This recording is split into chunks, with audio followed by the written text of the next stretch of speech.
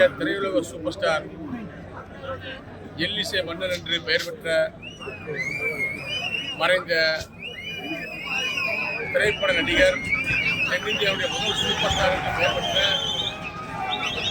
MK. Thyagaraja Bhagavan என்று சொல்லப்படுகின்ற எம்.கே.டி என்று அழைக்கப்படுகின்ற எம்.கே. தியாகராஜ பாகவனுடைய மணிமண்டபத்தை சட்டமன்றத்தில் அறிவித்து அவருக்கு முழு உருவ வெங்கல சிலை நிறுவி மணிமண்டபத்தை அமைத்துக் கொடுத்தவர் எங்களது அண்ணா திராவிட கழக பொதுச் செயலாளர் எடப்பாடியார். அவர்தான் இன்றைக்கு முதல் முறையாக இயக்கத்தின் சார்பாக, அனைத்து அண்ணா திராவிட சார்பாக மறைந்த டென்னிஸ் சூப்பர் ஸ்டார் எம்.கே.டி அவர்களுக்கு கட்சியின் சார்பாக அங்கீகாரம் கொடுக்கின்ற வகையில், சமுதாயத்துக்கு அங்கீகாரம் கொடுக்கின்ற வகையில் 10 அதிமுக மூத்த நிர்வாகிகளை அனுப்பி அவருடைய திருவுருவச் சிலைக்கு மாலை அணிவித்து மரியாதை செய்ய அறிவிப்பு வெளியிட்டிருக்கிறார். எடப்பாடியுடைய ஆணையேற்று அவர் சார்பாக நாங்கள் 10க்கும் மேற்பட்ட கட்சியுடைய முக்கிய நிர்வாகிகளும், அண்ணா திராவிட தொண்டர்களும், விஸ்வரூப சமுதாய சேர்ந்த நிர்வாகிகளும் இன்றைக்கு சிலைக்கு மாலை அணிவித்திருக்கிறார்கள். பிற்படுத்தப்பட்ட வகுப்பை சேர்ந்தவர்களுக்கும், சிறுபான்மை சமுதாயத்திற்கும், பெரும்பான்மை சமுதாய மக்களுக்கும், உண்மையாக தேசப்பட்டு உள்ள தலைவர்களுக்கும் மணி மண்டபங்கள் அமைத்து அவர்கள் பிறந்தநாள் விழாவிலே கௌரவிக்கின்ற நிகழ்ச்சியை தொடர்ந்து செய்து கொண்டிருக்கின்ற அரசு அம்மாவுடைய அரசு, எடப்பாடியார் அரசு என்பதை இன்றைக்கு நிரூபிக்கின்ற வகையில் எடப்பாடியார் அவர்கள் அவருக்கு பெருமை சேர்க்கும் விதமாக எங்களை அனுப்பி வைத்திருக்கிறார். எங்களுடைய புகழ் ஓங்குகிறது என்று சொல்லி விடைபெறுகின்றோம். நன்றி. மண்டப பராமரிப்பு இப்ப 2026 தேர்தலில் உங்கள் கூட்டணியில மேலும் கட்சிகள் வர வாய்ப்பு இருக்கா? மேலும் பல கட்சிகள் வர வாய்ப்பு இருக்கா? அற்புதமான கூட்டணியை, அருமையான கூட்டணியை, வெற்றி கூட்டணியை கழக பொதுச் செயலாளர் அண்ணன் எடப்பாடியார் அமைப்பார். விடுதலை சிறுத்தைகள் 25 தொகுதிகள் தரவங்களோட கூட்டணிங்கிற மாதிரி அவங்க தொண்டர்கள் மனநிலை இருக்குன்னு சொல்லி அதிமுக வெற்றி வரக்கூடிய அளவுக்கு வலுவான கூட்டணியை எங்களுடைய பொதுச் செயலாளர், முன்னாள் முதலமைச்சர், வருங்கால தமிழகத்துடைய முதலமைச்சர் 2026 சேன் சார்ஜ் கொண்டை அலங்கரிக்க போகின்ற முதலமைச்சர் எடப்பாடியார் தலைமையில் ஒரு வெற்றி கூட்டணி அமையும். இன்னைக்கு முதலமைச்சருக்கு பிறந்த நாள். இன்னைக்கு முதலமைச்சருக்கு பிறந்த நாள். அவருடைய ஆட்சி எப்படி இருந்தது? அவருக்கு எப்படி வாழ்த்து சொல்றது? நன்றாக இருக்கட்டும். அவர் ஆட்சியை பொறுத்தமட்டில் வேதனைப்படக்கூடிய நிகழ்வாக தான் நடந்து கொண்டிருக்கிறது.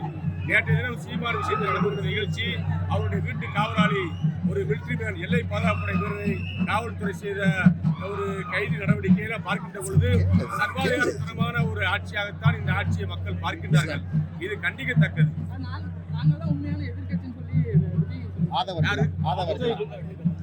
அதிமுகவுக்கு கிளைக்கழகம் தோறும், கிராமங்கள் தோறும், குக்கிராமங்கள் தோறும் கிளைகள் இருந்து பேரூராட்சி கழகம், நகர கழகம், மாவட்ட கழகம் அணிகள் சார்பாக பல கோடி தொண்டர்களை உள்ள கட்சி, 2 கோடிக்கு அதிகமான தொண்டர்கள் உள்ள மிகப்பெரிய கட்சி அனைத்து அண்ணா திராவிட கழகம்.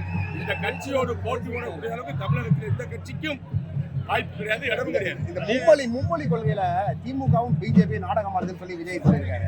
மும்மொழி கொள்கையை யார் நாடகமானாலும் சரி, எங்களுடைய பொதுச்செயலாளர் எடப்பாடியார் எடுத்திருக்கின்ற முடிவு, புரட்சித் தலைவர் எம்ஜிஆர் எடுத்திருக்கின்ற முடிவு, புரட்சித் அம்மா அவர்கள் எடுத்த முடிவு தான் எங்கள் பொதுச்செயலாளர் எடப்பாடியார் அறிவித்திருக்கின்றார். இருமொழி கொள்கை தான் தொடரும். அதற்கு தான் அண்ணாவிற்கு ஆதரவு கொடுக்கும். 3வது மொழியை விருப்பப்பட்டவர்கள் படிக்கலாம், அதை திணிக்கக்கூடாது என்ற அறிவிப்பை எங்களுடைய பொதுச்செயலாளர் சொல்லியிருக்கிறார். இதுதான் கட்சியினுடைய நிகழ்வு, கட்சியினுடைய முடிவு.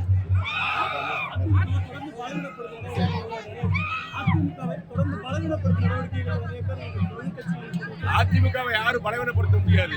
அதிமுக இல்லாதவர்கள் 30 வருஷத்துக்கு முன்னாடி கட்சி விட்டு வெளியேறி வேற கட்சியில போட்டி விட்டவங்க, வேற கட்சியோட சேர்ந்தவங்க, இவங்க எல்லாம் வந்துகிட்டு ரெட்டலை எனக்கு வேணும், கட்சி எனக்கு வேணும்னு சொன்னோம்னா யாரு கேட்கறதுக்கு சுப்ரீம் கோர்ட்டு பாத்துக்கிறாரு, தேர்தல் கமிஷன் பாத்துக்கிறாரு. அது அதிமுக தொடர்ந்து பாத்துக்கிற மாட்டாங்க, பார்த்துட்டு இருக்க மாட்டாங்க. அவர்களுக்கெல்லாம் கட்சியில தொடர்பே இல்லாதவங்க கட்சி விட்டு வெளியேறி வேற கட்சியில் நின்னாச்சு. ஆகவே கட்சியில சேரணும்னு சொன்னா எடப்பாடியார் பொதுச் செயலாளத்துல கடிதம் கொடுத்து அவர் விருப்பம் கொண்டால் சேர்ப்பார்கள்.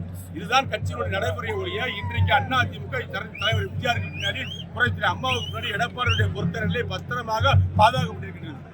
அவர் சொல்வதுதான் அதிமுக வேதவாக்கு. 2021 அமைந்த கூட்டணி மீண்டும் அமையும். அது பற்றி எடப்பாடியார் முடிவெடுப்பார். தேர்தல் வருகின்ற நேரத்தில் அற்புதமான கூட்டணி அமைப்பார். தமிழ்நாட்டு மக்களுக்கும் தமிழ்நாட்டுக்கும் தேவையான ஒரு நல்ல கூட்டணி அமைப்பார். இன்றைக்கு இந்தியாவிலேயே மத்திய அரசை சார்ந்து ஒரு கட்சி இருக்கும், இல்ல மாநில அரசை சார்ந்து ஒரு கட்சி இருக்கும். 2 ஆளுங்கட்சி எதிர்த்து கட்சியை நடத்துகின்ற ஒரே திறமை உள்ள எதிர்கட்சி தலைவராக இருக்கக்கூடியவர் எங்களுடைய பொதுச் செயலர், அனைத்து அண்ணா திராவிட பொதுச் செயலர் எடப்பாடியார் தான். ஆகவே எங்களுக்கு எந்த கூட்டணி வலுவாக இருக்கும், யாரை நாட்டு மக்கள் ஏற்றுக்கொள்வார்கள், சிறுபான்மை மக்கள், பெரும்பான்மை மக்கள், பொதுமக்கள் ஏற்றுக்கொள்வார்கள், யாரால் நமக்கு நன்மை கிடைக்கும் என்பதை என்பதை உறுதிப்படுத்தி அந்த கூட்டணியை வெற்றி கூட்டணியாக அமைப்பார் எடப்பாடியார். தேர்தல் வாக்குறுதிகள் வந்து நிறைய நிறைவேற்றிட்டோம், 90% நிறைவேற்றிட்டோம் அப்படின்னு சொல்றாரு ஸ்டாலின். சொல்றாரு முதல் அறிவிச்சது நீட் தேர்வு ரத்து. அவருடைய தேர்தல் அறிக்கையிலே அறிவிச்ச முதல் தேர்தல் நீட் தேர்வு ரத்து. அதவே நிறைவேற்றல. எத்தனை சொல்லணும், நாங்க சொல்றதுக்கு நேரம் கிடையாது. அவர் திமுக ஸ்டாலின் அறிவித்த தேர்தல் அறிக்கை 2021 அறிக்கையில எதுவுமே நிறைவேற்றப்படவில்லை. மக்களுக்கான திட்டங்கள் நீட் தேர்வு ரத்து கிடையாது, மாணவர்கள் கடன் ரத்து கிடையாது, எல்லாமே ரத்து கிடையாது. எல்லாத்தையும் நிப்பாட்டிருக்காரு. தாலிக்கு தங்கத்தை நிப்பாட்டிருக்காரு, திருமண உத்திரத்தை நிப்பாட்டிருக்காரு, லேப்டாப்பை நிப்பாட்டிருக்காரு, எல்லாத்தையும் நிப்பாட்டிருக்காரு. 5 லட்சம் கோடி கடன் வாங்கியிருக்காரு 4 வருஷத்துல. 5 லட்சம் கோடி, 1 லட்சம் கோடி வந்து வருஷத்துக்கு அதிகமான வரியை, வீட்டு வரி, சொத்து வரி, குப்பை வரி, எல்லா வரியும் 1 லட்சம் கோடி அதிகமான வரி வருது. 4 வருஷத்துக்கு 4 லட்சம் கோடி வரி அதிகம். 5 லட்சம் கோடி கடை, 9 லட்சம் கோடி என்ன செஞ்சாலும் தெரியாம இருக்கு. இந்த ஆட்சி வேண்டுமா என்ற நிலைமை இன்னைக்கு நாட்டு மக்கள் மத்தியில் இருக்குது. திமுக ஆட்சி வீட்டுக்கு போக போகுது, அதிமுக ஆட்சிக்கு போக போகுது. பாதகம் செய்பவரை கண்டால் நாம் பயம் கொள்ளலாகாது பாப்பா. மோதி மிதித்து விடு பாப்பா, அவர் முகத்தில் உமிழ்ந்து விடு பாப்பா. அண்மை செய்திகளை உடனுக்குடன் தெரிந்து கொள்ள இணைந்திருங்கள் எம் நாடு தொலைக்காட்சியுடன்.